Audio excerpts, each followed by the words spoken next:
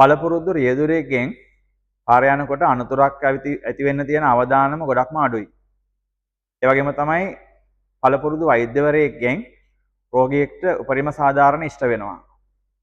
ඒ වගේම තමයි පළපුරුදු ගුරුවරයෙක්ගෙන් ළමයෙක් බොහොම පිළිවෙලට ක්‍රමානුකූලව ගොඩනගෙනවා. ඒ නිසා A level කරන්න බලාපොරොත්තු වෙන මේ සැරේ O level කරලා ඉන්න දරුවන්ට තාක්ෂණවේදී විෂය ධාරාවෙන් අපි SFT ක්ලාස් පටන් ගන්නවා.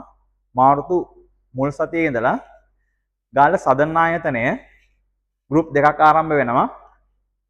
ෆස්ට් ගෲප් එක මාර්තු 3 අඟහරුවාදා උදේ 8ට, සෙකන්ඩ් ගෲප් එක මාර්තු 6 සිකුරාදා පස්වරු 2ට අම්බලන්ගොඩ විශාඛ ආයතනයේ ගෲප් 3ක් පටන් ගන්නවා.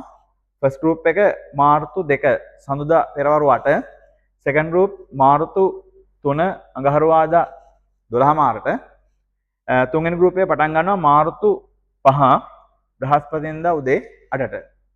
ඒ වගේම කොළඹගම්පහ දරුවන්ට කිරිබත්ගොඩ සක්‍යායතනයේ පන්තිය මාර්තු 1 ඉරිදා 11 මාරේ ඉඳලා පන්තිය කරගෙන යනවා.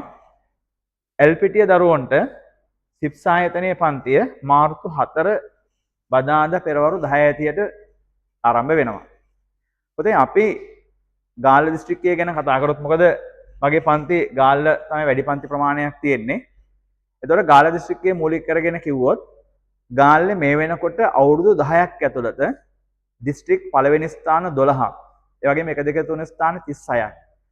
සමස්තයක් විදිහට ගත්තොත් ගාල්ලේ සමස්ත ප්‍රතිඵල වලින් මුල් රෑන්ක් වලින් 3න් 2ක් අපේ ක්ලාස් ආපු දරුවෝ.